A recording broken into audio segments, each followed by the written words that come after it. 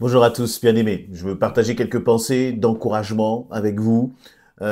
Parfois, nous traversons des situations qui sont difficiles. Si ces situations peuvent durer, nous traversons des épreuves qui nous paraissent même insurmontables. Et parfois même, ce que nous endurons est aussi, je dis bien parfois, le résultat, les conséquences de nos mauvais choix, les résultats, les conséquences de notre désobéissance. Et puis finalement, lorsque nous vivons ces conséquences, eh bien c'est difficile, c'est douloureux.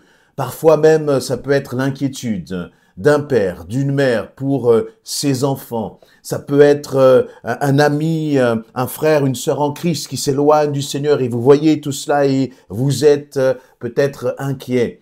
Eh bien justement, c'est exactement l'attitude du prophète Jérémie. Le prophète Jérémie, eh bien, c'était ce prophète qui vivait à un temps, à une période où le peuple de Dieu s'était éloigné justement de Dieu. Et Dieu avait même rejeté son peuple à cause de son péché. Et Jérémie a écrit ces quelques poèmes on va dire, qui se trouvent dans le livre des Lamentations, le livre des Lamentations. Et je voudrais partager avec vous quelques versets, Lamentations, chapitre 3, je vais lire à partir du verset 18. Lamentation 3, à partir du verset 18. Alors, donc Jérémie va parler, alors c'en est fini de tout mon avenir. Je n'espère plus rien de l'Éternel.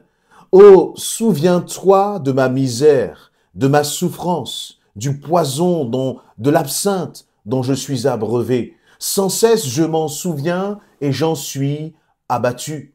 Mais, verset 21, mais voici la pensée que je me rappelle à moi-même, la raison pour laquelle j'aurai de l'espérance.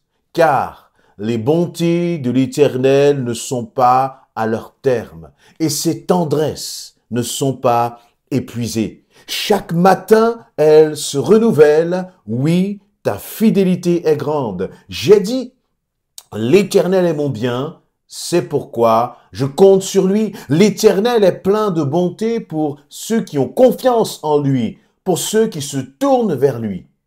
Il est bon d'attendre en silence de l'Éternel la délivrance. Amen. C'est intéressant de voir justement comment les pensées de Jérémie évoluent dans cette prière. Premièrement, il laisse comme ses émotions parler. Vous voyez, le livre des Lamentations, Jérémie pleurait, non pas sur lui-même, mais il pleurait de voir les situations dans lesquelles le peuple d'Israël se trouvait à cause de leurs propres péchés. Et en regardant cela, eh bien, en lisant cela, cela m'a fait penser encore une fois à des parents qui peuvent pleurer pour leurs enfants lorsqu'ils voient l'état de cœur, la situation dans laquelle sont leurs enfants. Ça peut être quelqu'un qui pleure pour sa famille parce qu'il voit ce qui se passe dans sa famille, l'incompréhension qu'il peut y avoir. Ça peut être aussi quelqu'un, encore une fois, qui va pleurer pour sa propre situation à cause de son péché, à cause de ton péché. Et tu peux avoir ce même état de cœur, ces mêmes pensées qui peuvent te traverser l'esprit. Celle, par exemple, du verset 18 où Jérémie va dire « C'en est fini de tout mon avenir, je n'espère plus rien de l'Éternel. Souviens-toi de ma misère, souviens-toi de ma souffrance, du poison, de l'absinthe dont je suis abreuvé. » Il parle de poison, il parle d'absinthe justement, donc ces matières, ces substances qui peuvent nous détruire. Et parfois nos pensées sont comme du poison. Dans les circonstances difficiles, dans l'épreuve, dans la souffrance, nos pensées sont en nous comme un poison qui finalement nous tue à petit feu. Vous voyez, et c'est quelqu'un qui, par exemple, va sombrer dans la déprime, va sombrer dans la dépression, eh bien, il se trouve finalement dans la même situation, dans le même état d'esprit que Jérémie. On va dire, souviens-toi de ma misère, de ma souffrance. Et parfois, dans ces situations, tout notre vocabulaire n'est qu'un vocabulaire négatif, n'est qu'un vocabulaire qui est sombre. Et plus on parle, plus on s'enfonce. Plus on parle, plus c'est comme si on est en train de creuser notre propre tombe. Et puis, il va au verset 20 dire, sans cesse, je m'en souviens et j'en suis abattu. Eh bien sûr, à force de ne penser qu'à ce qui ne va pas, à force de ne regarder qu'aux difficultés, à force de ne regarder qu'à ses souffrances, eh bien, on est abattu. Et on s'abat presque nous-mêmes. Et encore une fois, je le disais en introduction, là, le peuple d'Israël, et c'est pour cela que Jérémie pleurait pour ce peuple, il pleurait par amour pour eux. Mais il y a un mais. Et il y a ce mais qui apparaît au verset 21. Mais, voici la pensée que je me rappelle à moi-même. La raison pour laquelle j'aurai de l'espérance. On sent que là, il y a une bascule dans sa façon de penser, dans sa façon de regarder la situation. Et dans les pensées qu'il va même cultiver dans son cœur. Et toi, quelles sont les pensées que tu cultives dans ton cœur? Quelles sont les pensées justement qui font l'objet de ton attention? Et lui, il va dire, voici la pensée que je me rappelle à moi-même. Et j'aimerais que tu puisses toi aussi te rappeler ce que Dieu dit. J'aimerais que tu puisses te rappeler des promesses de l'Éternel. Rappelle-toi cela à toi-même. Cesse d'écouter, de cultiver des pensées qui te détruisent, qui t'abattent, comme le disait Jérémie. Il va dire la raison pour laquelle j'aurai de l'espérance. Toi aussi, tu as des raisons d'espérer. Tu as des raisons de penser que la situation va changer. Quelles sont ces raisons? Verset 22. Car les bontés de l'Éternel ne sont pas à leur terme. Arrêtons-nous un instant sur cette déclaration. Les bontés de l'Éternel ne sont pas à leur terme. Et ses tendresses ne sont pas épuisées. Est-ce une réalité? Est-ce que tu penses réellement que ça y est, le temps de la bonté de l'Éternel est terminé? Est-ce que tu penses réellement que les tendresses de l'Éternel sont épuisées? Cela voudrait dire que Dieu n'est pas un Dieu infini, mais qu'il est fini dans sa bonté, qu'il est limité dans sa bonté. Cela voudrait dire que Dieu est limité dans sa tendresse. Non, ce n'est pas possible. Et si Dieu est infini dans sa tendresse, si la bonté de l'Éternel n'est pas arrivée encore à son terme, cela signifie que tu peux avoir encore de l'espérance. Et là, Jérémie, lorsqu'il est en train de se lamenter, il est en train de parler d'un peuple d'Israël qui a péché, qui s'est rebellé contre Dieu. Et donc d'un peuple qui, d'une certaine façon, ne mérite pas la tendresse de Dieu. Un peuple qui ne mérite pas la bonté de Dieu. Et pourtant, même si nous ne méritons pas la bonté de Dieu, il nous aime. Même si nous ne méritons pas sa tendresse, il est tendre avec nous. Mais bien sûr, cette tendresse et cette bonté, seuls ceux qui marchent selon sa volonté pourront l'expérimenter. Seuls ceux qui sont finalement proches de Dieu pourront expérimenter sa bonté. C'est comme si vous avez un ami qui a un bon cœur. Mais si vous n'êtes jamais en discussion, en relation, en échange avec cet ami, comment pouvez-vous vivre la bonté de cet ami? Comment pouvez-vous vivre sa bonne humeur, sa joie, si vous ne lui parlez jamais, si vous n'êtes jamais en contact avec lui? Ce n'est pas que la bonté de Dieu a changé, mais c'est que trop souvent, eh bien, nous nous sommes éloignés de Dieu à cause de nos pensées, à cause justement de ce que nous disons, de ce que disait Jérémie, à cause de ses pensées, il est abattu et dans son abattement, eh bien, il oublie même la bonté de Dieu. Il oublie même que Dieu est un Dieu plein de tendresse. Et ce sont tes pensées, tes raisonnements, tes principes, les mensonges même que tu cultives dans ton cœur, qui font que tu ne vois plus la tendresse de Dieu, qui font que tu ne vois plus sa bonté. Et vous savez, ce qui est bon, c'est ce verset 23. Il nous est dit que chaque matin, elle se renouvelle. Qu'est-ce que c'est que ce elle? Ce sont les bontés de l'Éternel.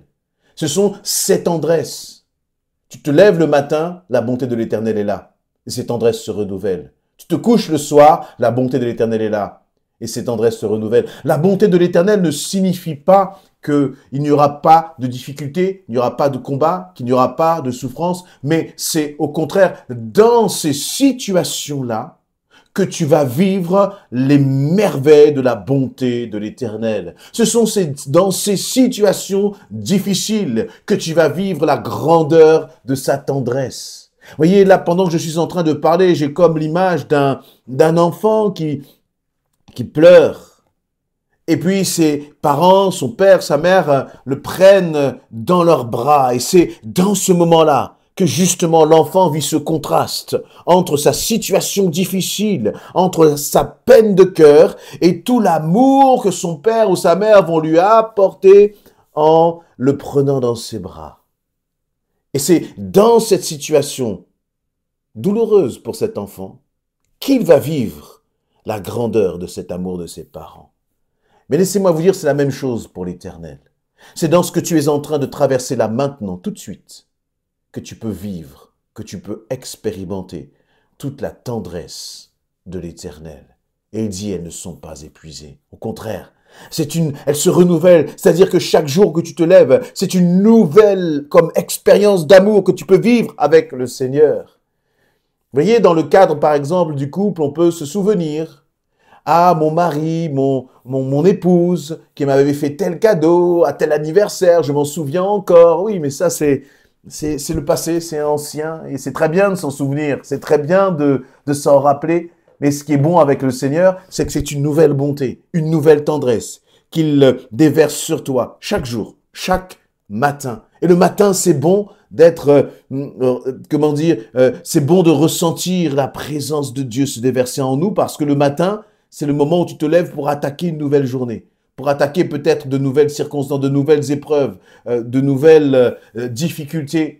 Et c'est pour ça que je te dis, je viens, je vais t'équiper. Je vais t'équiper pour cette journée qui démarre pour toi. Tu peux encore compter sur moi. Tu peux encore pleinement t'attendre à moi, te dit le Seigneur. Parce que je te donne finalement la dose de bonté. Je viens t'offrir la dose de tendresse, d'assurance, de paix, de calme, de confiance dont tu as besoin pour traverser cette journée. Et finalement, il y a donc comme une transformation dans les paroles de Jérémie. Le même qui disait « c'en est fini de tout mon avenir » au verset 18, eh bien au verset 24, il va dire « j'ai dit, l'Éternel est mon bien, c'est pourquoi je compte sur lui. » Il y a une transformation, il y a un changement dans son vocabulaire. Et mais ce que Jérémie explique par ses paroles, par son vocabulaire, eh bien cela ne fait que refléter la transformation qui s'est opérée dans son cœur. Et qu'est-ce qui a généré ce changement? Qu'est-ce qui a été la source de cette transformation? C'est qu'à un moment, il se remémorait ses propres pensées. Et ensuite, il a ouvert les yeux, il a commencé à regarder vers l'Éternel et il a commencé à proclamer avec sa bouche qui est Dieu. Il a commencé à déclarer sur ces circonstances que les bontés de l'Éternel ne sont pas à leur terme et que ses tendresses ne sont pas épuisées. Dis-moi, qu'est-ce que tu proclames quand tu parles aux autres, quand tu parles aux personnes dans ton entourage? Est-ce que tu ne fais que raconter tes difficultés, tes peines et tes souffrances ou à travers cela, tu déclares aussi les bontés de l'Éternel? Si tu commences à déclarer les bontés de l'Éternel, laisse-moi te dire que la météo de ton cœur va changer. Laisse-moi te dire que le soleil de l'Éternel va comme venir éclairer tes pensées et te réchauffer. Et tu diras aussi toi, comme Jérémie au verset 24, l'Éternel est mon bien. C'est pourquoi je compte sur lui. L'Éternel est plein de bonté pour ceux qui ont confiance en lui, pour ceux qui se tournent vers lui. J'aime ce verset, je termine avec le verset 25. Il ne nous est pas simplement dit que l'Éternel est plein de bonté, point. Non, pas du tout. Il nous est dit, l'Éternel est plein de bonté pour ceux qui ont confiance en lui. Oui, Dieu est bon, mais cette bonté sera au bénéfice de ta vie si il y a une condition, c'est conditionné, si tu as confiance en lui, si tu te tournes vers lui. Et finalement, la façon dont tu vas traverser ton épreuve, la façon dont tu vas traverser les circonstances, ne dépendent pas de la bonté de Dieu, parce que la bonté de Dieu, c'est quelque chose qui est immuable. Ça ne changera pas. C'est pour l'éternité. Dieu est bon. Mais vivre dans cette bonté de Dieu, par contre, dépendra de toi. Dépendra de la façon dont tu vas placer ta confiance en l'Éternel dans les circonstances difficiles. Vivre la bonté de Dieu, ressentir la bonté de Dieu comme le soleil sur notre peau, ça va dépendre du fait que tu vas te tourner vers le Seigneur dans les moments difficiles. Tout dépend de toi. Amen.